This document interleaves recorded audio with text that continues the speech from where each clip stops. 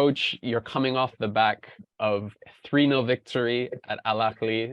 As far as I'm aware, you're unbeaten in 12 games. You've taken Al-Ahli to the top of the Saudi First Division.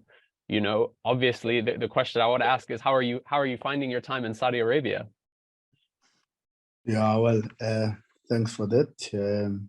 I think it was proper timing. It just happened yesterday.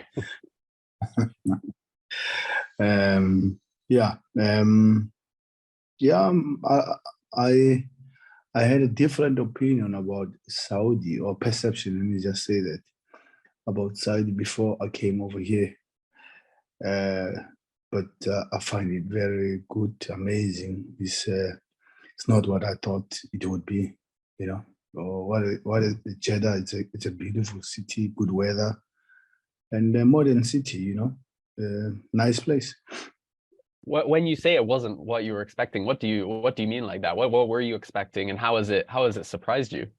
No, you always thought you'll find the place very conservative and people not just easy to talk to you, and not open-minded, you know. So that's what I thought about Jeddah, about Saudi, in fact. But to my surprise, it's totally different. It's exactly the opposite. And you know, the last time you were on the podcast, you were telling us about what life was like living in Egypt, in Cairo. How, you know, you couldn't go out anywhere because you were mobbed by Al-Ahli fans. There was no rest, no peace outside of the football. You know, how is it different in Saudi? Do you have a bit more space, a bit more, you know, capacity to go out and enjoy yourself? Well, they give me time, they give me space. I'm able to go to the shopping mall.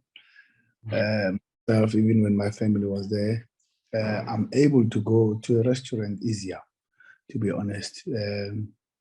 Look, they love their team also, but you know, they do it differently. So I have my space here, much better, to be honest, in terms of my personal space. That's good to hear, but also that, you know, there's still the love of football that we see in Saudi Arabia. I mean, when the other thing you said when you came on the podcast was, we asked you what your favorite food in Egypt was, and you were saying it was the lamb kofta. Have you been able to sample kind of any Saudi food, and do you have a favorite? No, but as I said to you, you know, it's just a cosmopolitan city in Jeddah.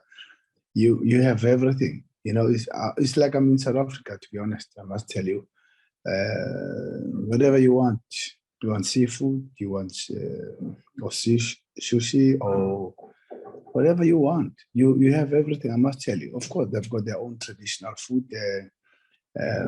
My son loved the sheep. You know, like have the sheep on top of the rice. I don't know what you call that, but they loved it. I enjoyed it also. Beautiful, and you sit on the floor. You know, on the carpet, you sit on the carpet and you go for it. I love it. It's traditional Saudi dining. I love that. And I mean, yeah. One of the things, I guess, you know, the last time you spoke to us, you were, you know, you'd moved on from Al-Ahli in Egypt, and you were trying to figure out where to go. And you know, I think, you know, some people were surprised you made this move to Saudi Arabia, to Al-Ahli, who obviously is a huge club, but is kind of in the second division right now, the first division, the second tier. You know, so we had some questions from fans of the podcast and of yourself, and one of them was from Siabonga Dlamini, who said, you know, Coach, you know, what is, if you can single out one difference between Saudi players and players, you know, in Africa, but especially in the PSL, you know, how is the football different? How is the culture of football different? Yeah, it's a good example. Well, Saudi football, I would say that full of foreign players, because they like to get their league well marketed. I mean, the issue, I mean, Ronaldo being here is also an example of that. They like to have their league well marketed, and they say they want people to have an interest on the league. Hence, they bring personalities like Ronaldo over here. Yes, the local players, the Saudi players, more of the attackers are a little bit small framed. You don't find the big guys up front, but at the back they have strong big guys to tell you the truth. And I think a typical example is what you saw in the World Cup in Qatar. Very good, skillful on the ball. Also, they like technical players. Saudi likes technical players, but also they believe in strong players, foreign players, to make a big difference in the league. Comparatively to South Africa, we have nearly the same style of play, to be honest. But South Africa is a little bit more, they express themselves a little bit more on the ball than the Saudis, if we have to tell the truth. But they are also a little bit technical, and they are quick players also. Saudis got a lot of quick players, unlike in Egypt. In Egypt, you have, like European, a little bit stronger, bigger frames and bulky. But here they are small framed, and they are quick, more attackers when I say small frame. And do you find that the football itself then is actually played at a faster pace than what you found in maybe like Egypt and in North Africa? Yeah, more. Yeah, it is played at a faster pace than in Egypt. But I must say also, Egyptian football is strong and more physical than Saudi, and a little bit more, what can I say, more results orientated. That's very much the stereotype of North African football. The results, the wins is all that matters. I mean, Coach, one of the things, that I want to ask about as well, and we had some people asking, like Martha, who's saying, Coach, I want to know what your goal is after qualifying the team to the to the Premier Division. Now, it's very presumptuous of Martha to be assuming that you're going to kind of promote the team. But like we said, we're speaking the day after you've gotten them to the top of the table. I want to ask, what are the ambitions of the club and yourself, if you can get to the top division, and have those ambitions perhaps maybe changed with the arrival of someone like Cristiano Ronaldo now in the league? You said your question was, what is the ambition of our club and yourself whilst you're with the club? Well, for me, it has been straight and simple, and I've said it before I came here. It's for me to awaken the sleeping giant, and the last two games sold out, full stadium. So, and I've never seen them full like this before, to be honest. So I can say the sleeping giant is awake now, to be honest. More noise, more vibe, more belief that we will be back, and they're backing us now. Before they were a little bit doubtful because, when teams get relegated, and a big team like Al-Ahli is a big team, one of the top 4 teams in Saudi, if they get relegated, when they got relegated, they lost about 80% of the players. And I found young players, and I found more players who were loaned out to Al-Ahli. So it was a new team and a new management, by the way. So everything was new. I was new also. So it's kind of a vibe where not many people can say, this is how we do things here, because we are all new here. It's a revamp. It's a new environment, new space. And also sometimes the challenge is when you get players who are loaned out, they don't belong here. So somehow you might find the culture of, oh, by the way, I belong to the other team. If I don't make it, so what? I've got my team. So had to change the thinking. You have to change the personalities, the character, and also I think the only thing you can sell that I sold to the players is do you want to be remembered as those guys who brought back the team to the Premier League and be on images and pictures, and people must know you as these guys who were loaned out to to a team and they promoted the team. So I don't know. Maybe I think they bought the story. And is that great for you as a coach? It's probably been a long time since you've had a kind of fresh team, even going back to the early Sundowns, maybe even Super Sport days, where you've had a team where you can build it from scratch in your kind of own image, play the football you want. You're not coming into an established team with big characters and personality. Have you been able to enjoy that from the kind of coaching perspective? Yeah, well, at Sundowns also, when I came on, I found what I found. The team was also, in fact, was in a much more difficult position than Al-Ahli. Al-Ahli, I think they were 9th or 8th when I arrived. But Sundowns were 14th on the lock, it's just the relegation space. And also I had to use what I had because I came over when the transfer is almost a few days to go. So in December, I came in the middle of the season. So the only thing I got in Mamelodi Sundowns is to get the players who were loaned out, like Tembazwane, Rama Patlere. You probably don't know those names, but those are the players who were loaned out. And those are the players I brought back. And I had to use what I had, and we managed to move up the lock, and we finished 9th with Mamelodi Sundowns. In 5 months' time, we finished 9th. With Al-Ahli,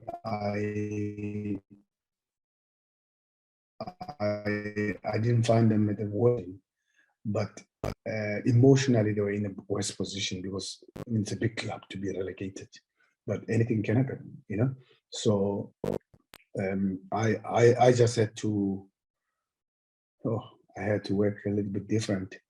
First, I was helped by the preparation of the World Cup, because the Saudi League gave us a break for about 2-3 weeks when the team went to the World Cup. And for me, I was more lucky because I had 2 players in the World Cup, and I had 2 players with the under-23s. The Olympic team also, they had the thing. So they canceled all our games. So we were about 8 games behind. So, but that helped me to it's like my pre-season. So I had 4 weeks to know the team and to bring it back and to bring the physical condition at the right level, because the physical condition was very bad of the players. They were saying it themselves, to be honest. But that's what we did, and also the culture of winning, the mentality, and putting my philosophy, the way I think we should play. I changed the structure, the shape of the team, but also the shape of the team was not because I wanted this shape.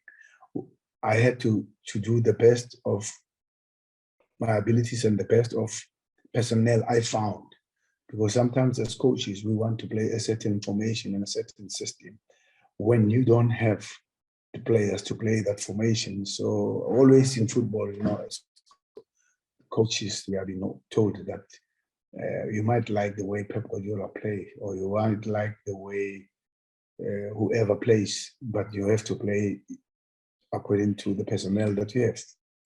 Play your best players on the pitch, and that's when you can find a formation. So I did that, and we worked more hard on the physical condition, and we got them there so they can press, they can counter press, they can regain the ball, they can steal balls, and also they can move forward as quick as possible, and more the confidence of build up from the back, which they didn't want. They were afraid to lose the ball from the back. When you build up from the back, you'll always pay for it. I just saw now Manchester City goalkeeper giving 2 balls. Unbelievable. But that's the life. That's part of it. I think, I have to ask this question, Coach, because, obviously the thing is that has dominated Saudi football is obviously Cristiano Ronaldo joining Al Nassr in the pro league. For you as a coach, how excited are you? How has the impact been of Cristiano Ronaldo joining the league, even for you who's not yet in his league but potentially could play him next season? What has that caused in kind of Saudi football? What has been the the result of Cristiano joining. Cristiano Ronaldo is a big fish. We all know that. Top player, proved himself, scored so many goals, and a professional, a top professional. You know, all his career, looking after himself, looking after his body, and really caring much about the game. And, you know, like Ibrahimovic, those players, they still want to play. Yeah, everybody speaks about him. He's everywhere. The world now knows Cristiano Ronaldo is playing in Saudi, and it has brought spark and it has brought interest more on the Saudi league to say what's happening there. Obviously, everybody will talk about the finances around that, you know, but well, he deserves it. He earned it, and he's been consistent in his career. So me, I think it's okay with that. I don't want to be questioning the finances, but I said the guy was brought here, he deserves it, and why not? And it's also good for Saudi football. We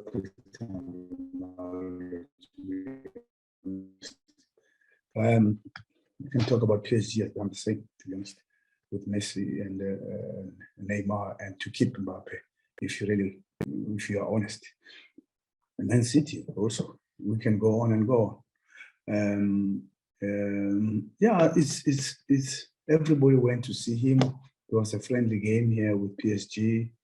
He scored 2 goals in the game. So I think he started very well to show who he is, even though it was a friendly game, but to score 2 goals against PSG, it's not an easy thing, and he scored good goals. You know, the goal is, one was a penalty, of course, but the other one is a good header. You know, it really, the Cristiano Ronaldo header at the back, you know, the famous one. So it shows that he still has the condition, he still has the physical presence, even at his age. And he played last match. He didn't score, but he played well. I didn't see the match because I think it was happening the same time we're playing. But I got a feedback that is good. So it's good for Saudi football. It sends more interest, like the French football. We didn't watch the French football that much. I'm talking about South Africa. But now that Messi and Neymar have went over to the other side, it's the same as when La Liga also got all the big players.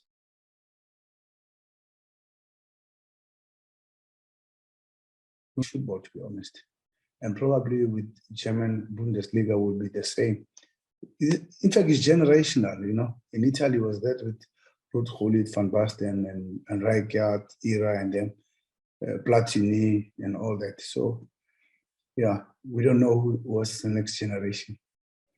And, you know, you were saying that, you know, actually the nations have earned that at the World Cup. You know, we saw the incredible performances from every single one, you know, Tunisia beating France, Cameroon beating Brazil. But then, of course, the big one was Morocco going so far. And, you know, for you, you know, what was it like for you watching Walid Regragui's success? Because obviously, you know, you came, did the badges together, you know, and you're seeing someone who's, you know, earned his, you know, his food, like you say, you know, he earned that seat at the table, you know, both at a club level and then at an international level. You know, what were your thoughts on his success?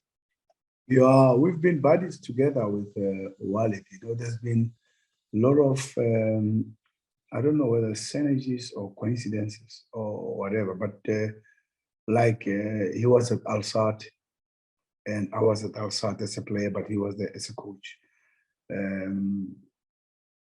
He coached FUS Rabat, and he's my friend who gave me the training pitches when we were preparing against Wydad and also Raja Casablanca. So he's been a buddy, he's been a friend, and we're together in the school. And in fact, I did the CAF Pro license in the French language. Don't ask me how I managed, but I did manage. It just shows that anything is possible, you know. So, and he was the guy who was interpreting to me some of the things, and you must know that also that I have to give him the chance because he has to also to listen to the lecture, and I can't be disturbing him. And it was tough, but he was patient with me. You know, we come from far, and we played the Champions League final together against each other. It was not nice. And a week after, we are together again in the last session of the CAF Pro license. And yeah, we chat on the phone, and he was the one who was encouraging me in the World Cup. Do well, wish you luck, represent us. But now I had to return the favor, which was brilliant. We were like on the phone almost every match. Unbelievable. And it was just riding the wave. You know, I said, go for it, brother. And we'll see where it will end. But it was a good story.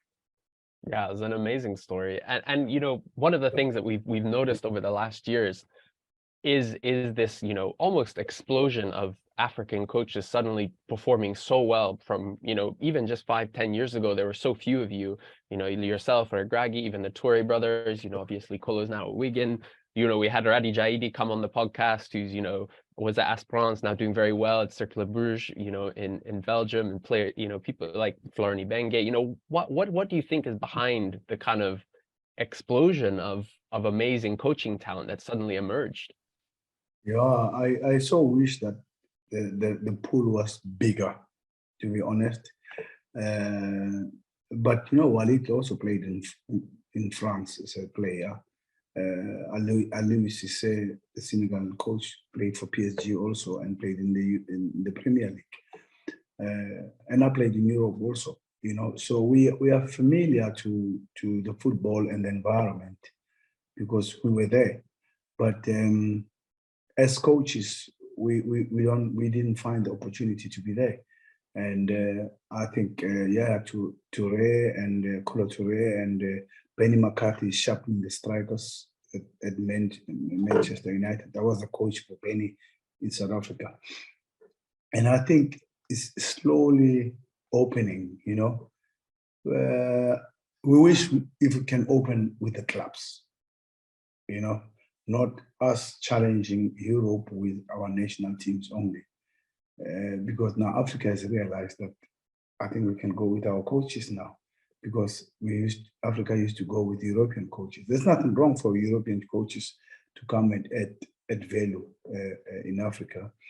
But I would also say it should go the other way around also. You know, why is it going only one-sided? And probably they didn't have confidence, probably. And remember, it's the first professional license, the badges that we have done, and Europe has been doing it so many years. So it's like we've been studying a manual, an inferior manual, when they have had the right manual, and you have to write the same exams in the Club World Cup.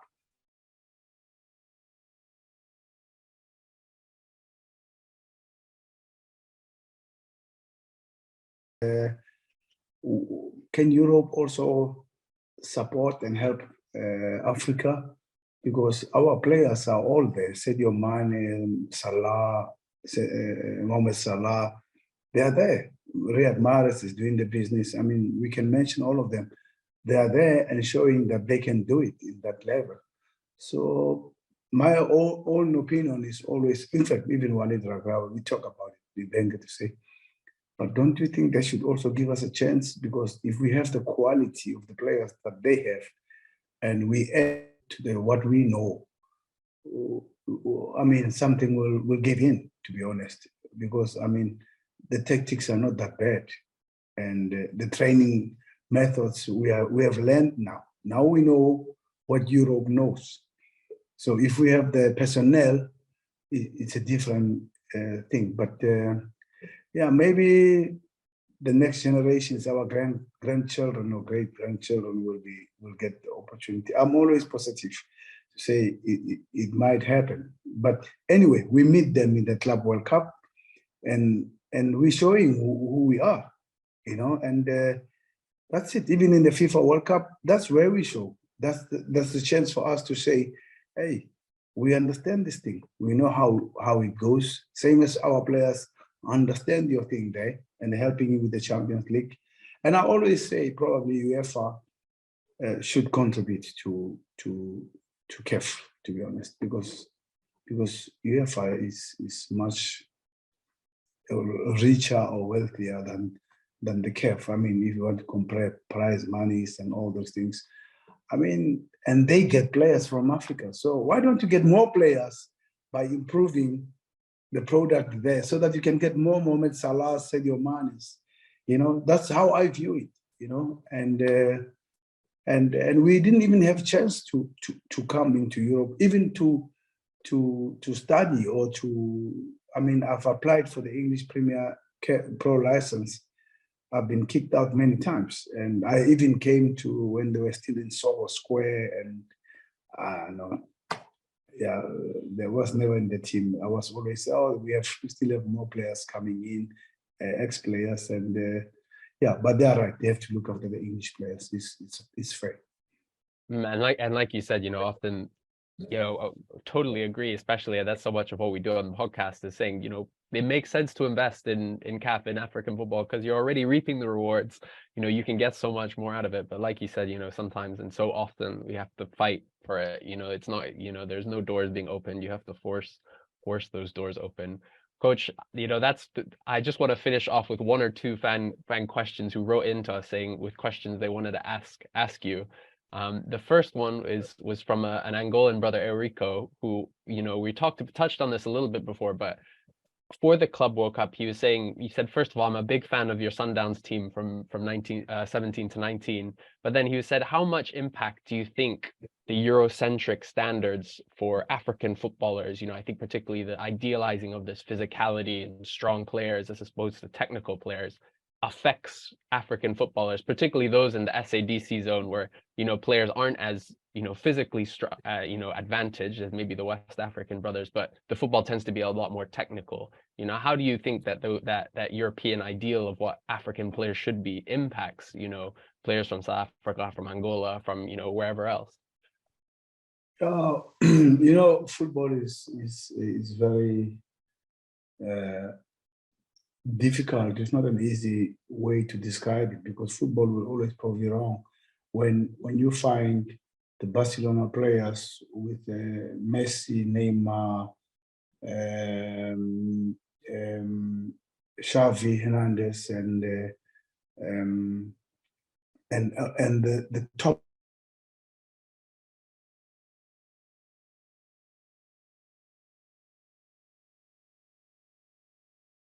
players, they're all small players. They were not big players. It was not there were no Haaland in them in terms of the size. You know, Iniesta. I mean, you can just imagine. But they managed to win the Champions League. So, but on the contrary to that, the Barcelona team also was targeted because of free kicks and set pieces with the size, and they had Puyol, they had Busquets, and they had a few players. And you must remember they had also Dani Alves. He's not as big as supposed to, or the left back, I forgot the name now. He's not also as big as that. So they had about 3 players who were not really physically good. Even Brazil, the national team, because I was working with Carlos Alberto Parreira, who has won the World Cup 3 times. He also said it, you know, we in Brazil, we don't have many big players in terms of size. And we struggled in the World Cup with the European teams when it comes to set pieces, free kicks and corner kicks and all that. They used to use their physique in that space. So whichever way you want to see it, I think if you have very, very good football players, even if you don't have the biggest size, but you need to have at least 4, 5 players who could help you in terms of set pieces to challenge, because free kicks and corner kicks is part of the game, and you can lose with set pieces. And you have lost the game. You cannot be coming out and say, oh, okay, but if it was not set pieces, then they wouldn't have won. No, I mean, really, it's a football game. That's why it's allowed to have. So you should make sure that you have enough players to cater for those kind of circumstances. But look, who are the best players in the world? Neymar, Messi, what size are they? And what kind of qualities do they have? They are technical players, and they're not as big as they suppose if the size matters that much, and they are the most expensive players, and even Mbappe, not such a big size like a Haaland, but is the most expensive player in the world now. So size matters, yes, when it comes to set pieces and all that, but technique also matters when it comes to controlling the game or decision making or showing. You know, sometimes on 1v1 situations, there's technical players will always win against that. I mean, look at the Man City team, look at Riyad Mahrez, look at the Portuguese, look at even the Belgian. They're not that huge. I think the biggest player is Haaland that they bought now, but they never had. They all had the small players, Man City. And how did they manage to win the Premier League so many times? If really the size matters. But yes, now they've got Haaland, they've got Rory is big, and they've got three center John Stones and them. So they have Kyle Walker, and them two can help them to defend set pieces. So you need to make sure that you balance your team. And if you have a very good balanced team, then it's good. But also, even if a player is tall, but as long as he's technical, Ronaldo has got a good size, but he used to be nimble-footed, he used to be good, quick, and he used to have a lot of technique and speed when he was a little bit younger, you know. But Vinicius Juniors and them, there they are. So it's relative. You can never say that. Me personally, I'd like to have always a balance. If I can have 4 or 5 big boys to help me with set pieces, and if I have the quick ones, and even if they're not tall, to be able to manipulate and 10 quicker. They 10 quicker, they move faster. You know, it is the fact. Absolutely. I think it's so true. The second question I have is almost definitely the question we were asked the most when we said we were interviewing you, and is a bit cheeky from my South African brothers. They're saying, we spoke about the similarities between Saudi Arabian football and South African football, and a lot of people are asking, is coach interested in any PSL players to bring into the Al-Ahli squad to improve the team? Yeah, I think in the division I am, in the first division, many South Africans will get their role to play, especially as wingers and fullbacks. At centre backs, the size matters also, as we've been talking about the size, and they also believe to have central midfielders who are stronger, a Casemiro size, and they also believe in a player like a Haaland up front, So I would say, let's call it the spine. On the spine, they have the body there. So on the sides, in the wings and fullbacks, and eights like Bernardo Silva and them, De Bruyne, we have South African players who are good, who can play in that space. But in the Premier League, it's a little bit different in Saudi. It's like also in Qatar. Normally there is who you are, where you come from, because they like their league to be watched. And when you come from the English Premier League, when you come from the French league, when you come from Germany and the Bundesliga or Italy, you have a little bit of an opportunity here, more than a South African to come to the Premier League. There's no enough chance for South African to can do that. But me as a coach from South Africa, if I'm in the Premier League, I can recommend some players for South Africa who I know can play in the Saudi Premier League. No, many can play, to be honest. There is an opportunity for the players to come over, yes. Amazing. That's good to hear that hopefully those opportunities are starting to open up. Coach, I have one final question from Fortune from Umlazi, and he said, my question to coach is, who is the best player he has ever coached? That's probably the hardest question you'll get, but who is the best player you've ever coached? Well, I know it's a difficult one because I've coached players at national team. I've coached Benni McCarthy. I've coached Steven Pinar. It's very difficult to can say that. And there's top players in South Africa, like Katla Hompela, one of the top strikers, and he played in France also in Bordeaux. So Mamelodi Sundowns, my captain Flombo Kekana was top player. I think he could have also made it to play Tembazwane, one of the evergreen top player, Kigendoli, Kamabiliat. We can just go on. I can't say, really, I can't mention. You can't say one player was better than the others, you know. Even at Sundowns, we signed few players, even though before I signed players when I was leaving. And those players are still showing that they are very good football players. So I don't know.